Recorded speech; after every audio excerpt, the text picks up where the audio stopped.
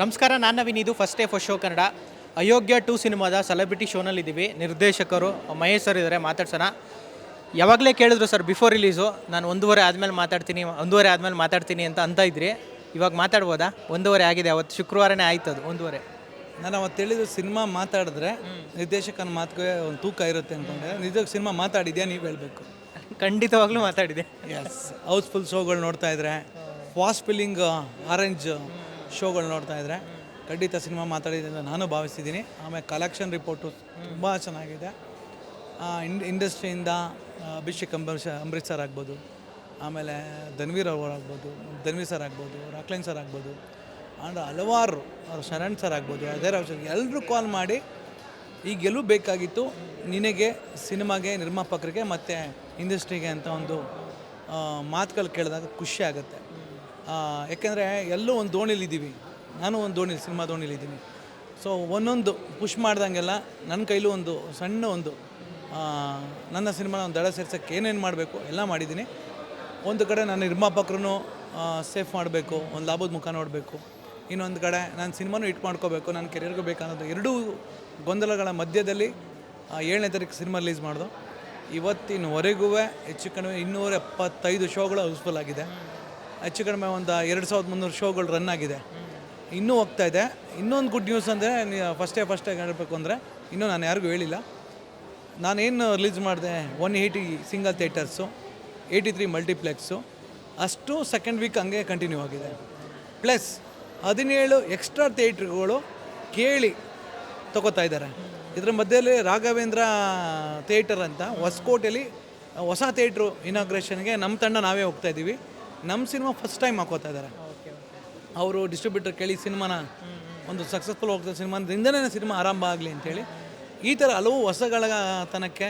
ಮತ್ತು 2ನೇ ವಾರ ಅಷ್ಟು ಕಂಟಿನ್ಯೂ ಆಗೋದು ಕಷ್ಟ. ಏನು ಲೀಸ್ಟ್ ಹಾಕ್ಬೇಕಾದ್ರೆ ಇಷ್ಟು ಇರುತ್ತೆ ಫಸ್ಟ್ ವೀಕು, ಸೆಕೆಂಡ್ ವೀಕು ಇಷ್ಟು ಬಂದ್ಬಿಡುತ್ತೆ ಪೇಪರ್ ಆ್ಯಡ್. ಬಟ್ ಇದು ಹೆಂಗಿದೆ ಅಂದರೆ ಮತ್ತೆ ಆ್ಯಡ್ ಆಗ್ತಾಯಿದೆ. ಇದೆಲ್ಲ ಕೊಚ್ಕೊಳ್ಳೋಕೆ ಹೇಳ್ತಾ ಇಲ್ಲ, ಒಂದು ಗೆಲುವಿನ ಸಾಕ್ಷಿಗಳಿಗೆ ಹೇಳ್ತಾ ಇದೆ. ಯಾವ್ಯಾವ ಸಾಕ್ಷಿಗಳಿದೆ ಅಂದರೆ ಥಿಯೇಟರ್ ಲಿಸ್ಟ್ ಡಬಲ್ ಆಗಿರೋದು, ಆ್ಯಂಡ್ ಕಲೆಕ್ಷನ್ ವೈಸು ವೆಬ್ಸೈಟಲ್ಲಿ ತುಂಬ ಜನ ಅನೌನ್ಸ್ ಮಾಡ್ತಾಯಿದ್ದಾರೆ ಪ್ರೆಡಿಕ್ಷನ್ ನಂಬರ್ಸ್ಗಳು. ನಾನು ಶುಕ್ರವಾರ ಫಸ್ಟ್ ವೀಕ್ ಕಲೆಕ್ಷನ್ನ ಬೆಳಿಗ್ಗೆ 11 ಗಂಟೆಗೆ ನಾನು ನವೀನ್ ಅವ್ರು ಕಳಿಸ್ಕೊಡ್ತೀನಿ. ನಮ್ಮ ಫಸ್ಟ್ ನ್ಯೂಸ್ಕಲ್ಲಿ ನೀವು ತಿಳ್ಕೊಬೋದು. ನನ್ನ ಫಸ್ಟ್ ವೀಕ್ ಕಲೆಕ್ಷನ್ ಅಫಿಷಿಯಲಿ ಕೊಡ್ತೀನಿ. ನಮ್ಮ ನಿರ್ಮಾಪಕರು ಎಲ್ಲ ವೈಟಲ್ಲೇ ಇದ್ದಾರೆ, ಅವ್ರೇನು ಭಯ ಪಡುವಂಥದ್ದು ಏನಿಲ್ಲ. ಸೊ ಅನೌನ್ಸ್ ಮಾಡ್ಕೊಡಿದ್ರೆ ಏನಿದೆ ಮಾಡೋಣ ಸರ್. ಇವಾಗೆಲ್ಲ ಫಸ್ಟ್ ವೀಕ್ ಕಲೆಕ್ಷನ್ ಓಕೆ, ಇವಾಗೆಲ್ಲ ಹೆಂಗೆ ಅಂತಂದರೆ ಡೇ 1 ಕಲೆಕ್ಷನ್ ಇಷ್ಟು, ಡೇ 2 ಕಲೆಕ್ಷನ್, ಡೇ 3 ಇಷ್ಟು, ಈ ಥರ ಅನೌನ್ಸ್ ಮಾಡ್ತಾರೆ. ಅಟ್ ಪ್ರೆಸೆಂಟ್ ಎಷ್ಟಾಗಿದೆ ಕಲೆಕ್ಷನ್? ಇಂಡಸ್ಟ್ರಿಯಲ್ಲಿ ಒಂದು ಇಷ್ಟಾಗಿದೆ ಅಷ್ಟಾಗಿದೆ ಅಂತ ಮಾತುಗಳು ಇದ್ದೇ ಇರುತ್ತೆ. ನೀವೊಂದು ಅಂದಾಜಲ್ಲಿ ಇಷ್ಟಾಗಿದೆಯಪ್ಪ ನಮಗೆ ಅಂತ ಹೇಳೋದಾದರೆ? ಸರ್, ಅಫಿಷಿಯಲಿ ನಾವು ಹೇಳ್ಬಾರ್ದು. ಆ್ಯಕ್ಚುಲಿ ಇಂಡಸ್ಟ್ರಿಯಲ್ಲಿ ಏನು ನೀವು ನಂಬರ್ಸ್ ನೋಡ್ತಾ ಇದ್ದೀರಾ, ಖಂಡಿತ ಅದು ನಿಜ ಸರ್. ಓಕೆ, ಅದೇನು ನಂಬರ್ಸ್ ಓಡಾಡ್ತಾ ಇದೆ ಅಷ್ಟು ನಿಜನೇ. ಓಕೆ. ಇನ್ನೊಂದು ಮಾತು, ಇಂಡಸ್ಟ್ರಿಯಲ್ಲೇ ಕಲೆಕ್ಷನ್ ಚೆನ್ನಾಗಾಗಿದೆ, ಬಟ್ ಬಜೆಟ್ ಒಂಚೂರು ಜಾಸ್ತಿ ಆಗಿಬಿಟ್ಟಿತ್ತು. ಅದಕ್ಕೇ ಕಲೆಕ್ಷನ್ ಇನ್ನೂ ಜಾಸ್ತಿ ಆಗಬೇಕು, ಬಜೆಟ್ ಜಾಸ್ತಿ ಆಗಿರೋದನ್ನ ಒಂಚೂರು ಜನ ಬರ್ತಾಯಿದ್ರು, ಕಲೆಕ್ಷನ್ ಆಗ್ತಾಯಿದ್ರು, ಇನ್ನೂ ಬೇಕು ಸಿನಿಮಾಗೆ ಅನ್ನೋ ಥರದ್ದು ಇದೆ. ಇದಕ್ಕೇನು ಹೇಳೋಕ್ಕೆ ಇಷ್ಟಪಡ್ತೀನಿ ಅಂದರೆ, ನಮ್ದು ಎಷ್ಟು ಬಜೆಟ್ ಆಗಿದೆ ಅನ್ನೋದು ಲೆಕ್ಕಾಚಾರಗಳು ನಿರ್ಮಾಪಕರಿಗೆ ಗೊತ್ತಿರುತ್ತೆ. ಆಮೇಲೆ ತೆರೆ ಮೇಲೆ ಕಾಣುತ್ತೆ ಅದು, ಮಹೇಶ್ ಏನು ಖರ್ಚು ಮಾಡಿದ್ದಾನೆ ಅನ್ನೋದು. ಲಾಭನೂ ಅವ್ರಿಗೆ ಗೊತ್ತಾಗಲ್ಲ, ನಾವೇನು ಇನ್ವೆಸ್ಟ್ಮೆಂಟ್ ಮಾಡೋದು ಗೊತ್ತಾಗಲ್ಲ. ಇವೆಲ್ಲ ಆಗು ಹೋಗುಗಳ ಮಾತು. ಅಂದರೆ ಒಂದು ಗೆಲ್ತಾ ಇರ್ಬೇಕಾದ್ರೆ ಅದನ್ನು ಪುಷ್ ಮಾಡೋದು ಇದು ಮಾಡೋಕೆ, ಅದನ್ನು ಸ್ಟಾಪ್ ಮಾಡುವಂಥ ಒಂದು ಕೆಲವು ವ್ಯಕ್ತಿಗಳಿರ್ತಾರೆ. ಅದೇನು ಮಾಡೋಕ್ಕಾಗಲ್ಲ. ನವೀನ್ ಸರ್ ಅದನ್ನು ತಿದ್ದೋಕ್ಕೂ ಹೋಗಲ್ಲ. ಎಷ್ಟೋ ವಯಸ್ಸಾದಂಥ ಅಜ್ಜಿದಿರು ಬಂದು ಸಿನಿಮಾ ನೋಡ್ತಾ ಇದ್ದಾರೆ. ಆ ಖುಷಿನ ಎಂಜಾಯ್ ಮಾಡೋಣ, ಈ ಸಕ್ಸಸ್ನ ಎಂಜಾಯ್ ಮಾಡೋಣ ಅಂಥವ್ರಿಗೆಲ್ಲ ಮೋಸ್ಟ್ಲಿ ಸೆಕೆಂಡ್ ವೀಕು ಇನ್ನೂ ಆನ್ಸರ್ ಇರುತ್ತೆ. ನನ್ನ ಪ್ರಕಾರ ಎಲ್ಲ ಥಿಯೇಟರ್ ಕಂಟಿನ್ಯೂ ಆಗಿರುತ್ತೆ. ಫಸ್ಟ್ ವೀಕ್ ಅಷ್ಟೇ, ಸೆಕೆಂಡ್ ವೀಕು ಇಷ್ಟೇ ಚೆನ್ನಾಗಿರುತ್ತೆ ಎಲ್ಲ ಇನ್ನೂ ಚೆನ್ನಾಗಿರುತ್ತೆ ಅಂತಲೇ ನಮ್ಮ KVN ಪ್ರೊಡಕ್ಷನ್ ಸುಪ್ರೀತ್ ಸರ್ ಹೇಳಿದ್ದಾರೆ.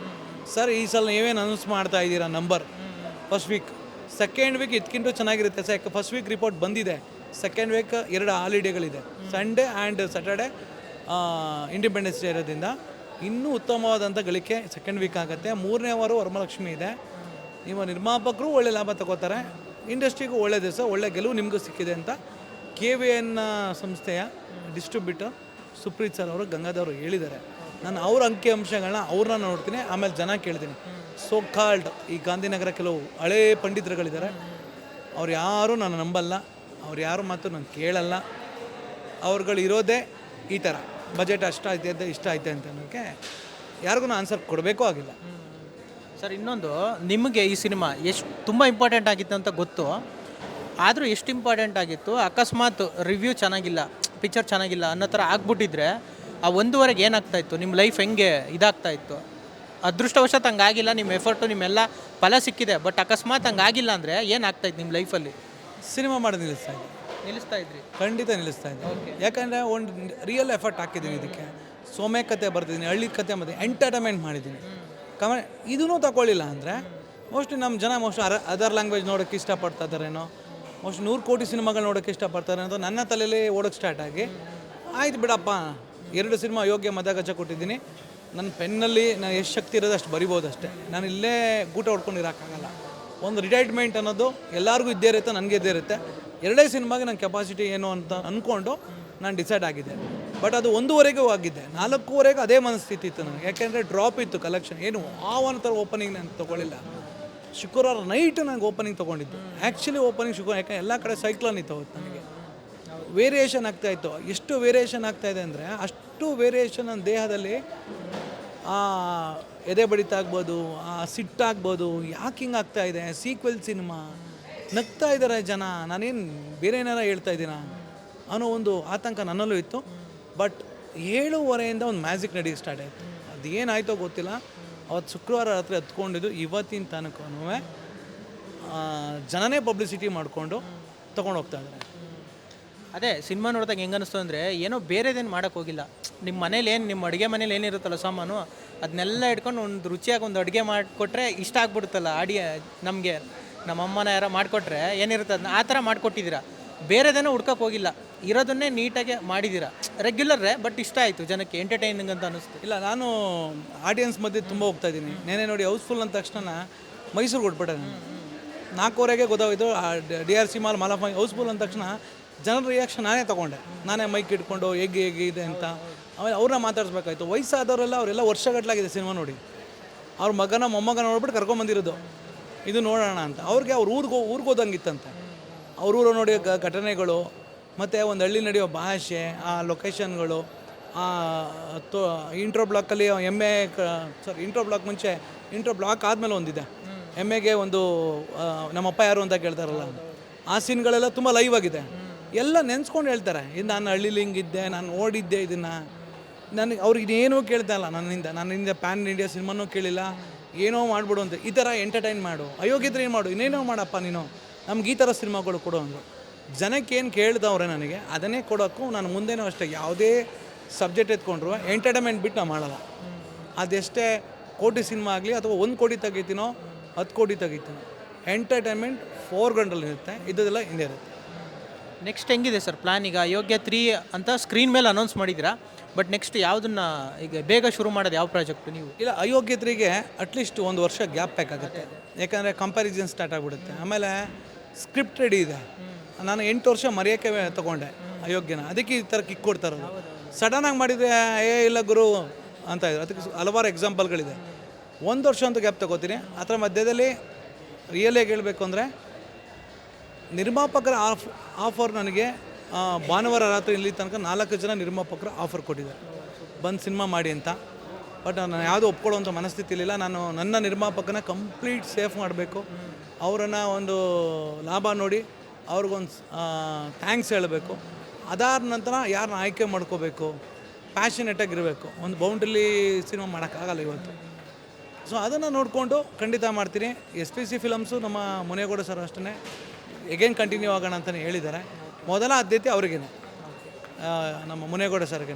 ಅವರು ತದನಂತರ ಈಗ ಅವ್ರಿಗೆ ಗಣೇಶ್ ಸರ್ ಸಿನಿಮಾ ಇದೆ ಚೇತನ್ ಅವ್ರದ್ದು. ಇಲ್ಲ ಡೈರೆಕ್ಟರ್ ಅಲ್ಲಿ ಬ್ಯುಸಿ ಇರ್ತೀನಿ ಅಂದರೆ ಅದರ ಆಯ್ಕೆ ಖಂಡಿತ ನೋಡ್ತಾ ಇದ್ದೀನಿ. ಹೀರೋಗಳು ನನ್ನ ಖಂಡಿತ ಎಲ್ಲ ನಂಗೆ ಒಳ್ಳೆಯ ಸ್ನೇಹಿತರಿದ್ದಾರೆ ಇಂಡಸ್ಟ್ರೀಲಿ.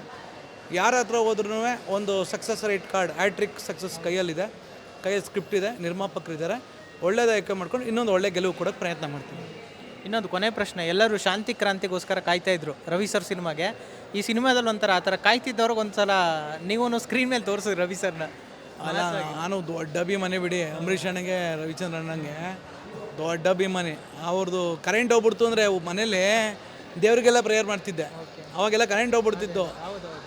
TV ಯಾರು ಪಕ್ಕದ ಮನೆಗೆ ಹೋಗಿರುವ ಅಂಥ ಅಭಿಮಾನಿಗೆ ಅಭಿಮಾನಿಯಾಗಿ ನಾನು ರವಿಚಂದ್ರನ್ ಸರ್ನ ನಾನು ಡೈರೆಕ್ಷನ್ ಮಾಡಿರೋದು. ಅವರು ಡೈರೆಕ್ಷನ್ ಮಾಡುವಂಥ ಕ್ಯಾಮ್ರಾ ಆಗಲಿ ಡೈರೆಕ್ಟ್ರ್ ಆಗಲಿ ಆಸ್ ಎ ಲೆಜೆಂಡ್ ಅವರು ನನಗೆ 4-5 ಜನ ಅವ್ರ ಜೊತೆ ಕಳೆದಿದ್ದೆ ಸೂಪರ್. ಎಷ್ಟು ಚೆನ್ನಾಗಿತ್ತು ಗೊತ್ತಾ.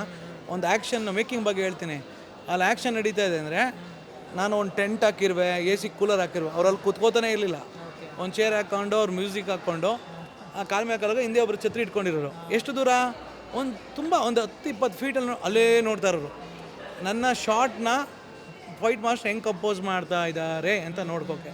ಅದಾದಮೇಲೆ ರವಿ ಸರ್ ಏನು ಮಾಡ್ತಿದ್ರು, ಹೋಗ್ಬಿಟ್ಟು ಆ ಶಾರ್ಟ್ನ ಹಿಂಗೆ ಗುದಿಯೋದಾಗಲಿ ಒದೆಯೋದಾಗಲಿ ಮಾಡೋರು. ಮಾಡಿದ ತಕ್ಷಣ ಚೆಕ್ ಮಾಡಬೇಕಲ್ಲ ಶಾರ್ಟ್ನ ಓಕೆ ಅಂತ.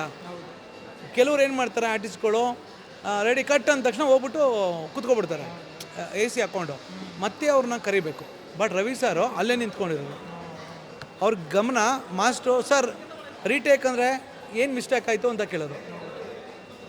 ಮಿಸ್ಟೇಕ್ ಅಂದ್ರೆ ಕೇಳಿಲ್ಲ, ರೀಟೇಕ್ ಅಂದರೆ ಇನ್ನೂ 1 more ಹೋಗ್ತಾನೆ ಇರಲಿಲ್ಲ. ಅವ್ರಿಗೆ ಎ ಸಿ ಬೇಕು ಅಂತೇನಿಲ್ಲ, ಅವ್ರು ಟೆಂಟ್ ಬೇಕು ಅಂತೇನಿಲ್ಲ, ಅವ್ರ ಮ್ಯೂಸಿಕ್ ಜೊತೆ ಎತ್ಕೊಂಡು ಅಷ್ಟು ಗಮನ ಹರಿಸೋರು. ಅದಕ್ಕೆ ಅಷ್ಟು ಚೆನ್ನಾಗಿ ಆ್ಯಕ್ಷನ್ ಬಂದಿರೋದು. ಕಂಪ್ಯಾರಿಸನ್ ಅನ್ಕೋಬೇಡಿ. ಇವತ್ತು ಬಾಲಯ್ಯ ಅವ್ರನ್ನ ಆ ಕಡೆ ಪ್ರತಿಯೊಬ್ಬ ಹೀರೋಗಳನ್ನ ತುಂಬ ಆರಾಧಿಸ್ತಾರೆ ತೆಲುಗು ತಮಿಳಲ್ಲಿ. ನಮ್ಮಲ್ಲೂ ನಮ್ಮ ಹೀರೋಗಳನ್ನ ನಾನು ಹೆಂಗೆ ಆರಾಧಿಸಬೇಕು ಅನ್ನೋದನ್ನ ನಮ್ಮ ರವಿ ಸರ್ನ ನಾನು ಆ ಮಟ್ಟಕ್ಕೆ ತೋರಿಸಿದ್ದೀನಿ. ಅವ್ರು ಯಾವತ್ತೂ ಸೂಪರ್ ಸ್ಟಾರ್ ಸರ್. ಅವ್ರಿಗೆ ಯಾವುದೋ ಒಂದು ನನ್ನ ಅಪ್ಪನ ಪಾತ್ರ ಅಮ್ಮ ಕೊಡಬೇಕು ಅಂದರೆ ಅವ್ರು ಲೆಜೆಂಡ್ರಿ ಹಂಗೆ ಎಂಟ್ರಿ ಆಗ್ಬೇಕು. ನಾನು ಆ ನರಸಿಂಹ ಶ್ಲೋಕ ಮುಖಾಂತರನೇ ಕೊಟ್ಟಿದ್ದೀನಿ. ಯಾಕಂದರೆ ಅಯೋಗ್ಯ 3 ಅಷ್ಟೇ ಪವರ್ಫುಲ್ ಪಾತ್ರ. ಪ್ರೀಕ್ವೆಲಿಂದ ಸೀಕ್ವೆಲ್ ಕಂಟಿನ್ಯೂ ಆಗುವಂಥದ್ದು ಅವ್ರ ಪಾತ್ರ ಇದೆ.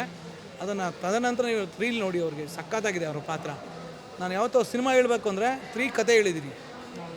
4 ದಿನಕ್ಕೆ ಡೇಟ್ ಕೊಟ್ಟಿಲ್ಲ, ಅವಮಾನ. ಯಾವತ್ತು 4 ದಿನ ಡೇಟ್ ಕೊಡೋದು. 3 ಕತೆ ಕೇಳಿ ದೇವರಾಜ್ ಸರ್ ಆಗಲಿ ರವಿ ಸರ್ಗಾಗಲಿ, ನಿಮ್ಮದು 3 ಹಿಂಗಿರುತ್ತೆ ಸರ್ ಅಂದ್ಬಿಟ್ಟು 2 ಲೀಡ್ ಹೇಳಿದ್ದೀನಿ.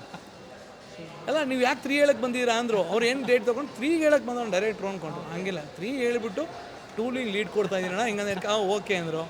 ಆಮೇಲೆ ಅದೆಲ್ಲ ಕಾಫಿ ಡಿಕಾಕ್ಷನ್ ಹಾಕಿ ವೈಟ್ ಬಟ್ಟನ ನಾವು ರಿಯಲ್ ಒಣಗಿಸಿದ್ದೀವಿ, ಸ್ಮೆಲ್ ಹಂಗೆ ಇರುತ್ತೆ. ಅದನ್ನು ಹಾಕೋಬೇಕು ಅಂದರೆ ಎಷ್ಟು ಇರಿಟೇಷನ್ ಆಗುತ್ತೆ. ನಿಮಗೆ ಟೀ ಡಿಕಾಕ್ಷನ್ದು ಅದೆಲ್ಲ ನಿಮ್ಗೆ ಗ್ರೇ ಆಗೋಕ್ಕೆ ಇನ್ನು ಯಾವ ಬಣ್ಣ ಹಾಕಿದ್ರೂ ಆಗಲ್ಲ. ಅಷ್ಟು ಅವರು ಅಷ್ಟು ಡಸ್ಟ್ನಲ್ಲಿ ಡೆಡಿಕೇಟ್ ಮಾಡಿದ್ದು. ಶಾಂತಿ ಕ್ರಾಂತಿ ಸಿನಿಮಾನ ಮೊದಲ ಅಭಿಮಾನಿಯಾಗಿ ನಾನೇ 100 ಟಿಕೆಟ್ ತೊಗೊಂಡು ನಾನು ಇಡೀ ಎಲ್ಲ ಸ್ನೇಹಿತರಿಗೆಲ್ಲ ಕೊಟ್ಟು ನಾವು ವಿಜೃಂಭಿಸ್ತೀವಿ. ಅದಕ್ಕೊಂದು ಸಣ್ಣ ತುಣುಕು ನನ್ನ ಸಿನಿಮಾದಲ್ಲೂ ಬಂತು. ಎಲ್ಲ ಕಡೆ ಈಗ ಅವರು ಇದನ್ನೇ ಆರಾಧಿಸ್ತವ್ರು ಹಾಕ್ಕೊಂಡು. ಬೇಗ ಬರಲಿ ಅಂತ ಕೇಳ್ಕೊತೀನಿ sir. Super sir, thank you. ಇಷ್ಟೊತ್ತು ಮಾತಾಡಿಕ್ಕೆ. ಇಂಟರ್ವ್ಯೂಲ್ ಬಿಡುತ್ತೆ ಹೋಗಿ ಸೆಲೆಬ್ರಿಟೀಸ್ ಎಲ್ಲ ಸರ್. ಥ್ಯಾಂಕ್ ಯು ನನ್ನ ನವೀನ್ ಸರ್ಗೆ ಆ್ಯಂಡ್ ಫಸ್ಟ್ ಶೋಗೆ ತುಂಬ ಸಪೋರ್ಟ್ ಮಾಡಿದ್ರ. ತುಂಬ ಚಿಕ್ಕ ಪದ ಧನ್ಯವಾದನಕ್ಕೆ. ಯಾವಾಗಲೂ ನಾನು ನವೀನ್ ಸರ್ಗೆ ಈ ಚಾನಲ್ಗೆ ಋಣಿಯಾಗಿರ್ತೀನಿ. Thank you so much.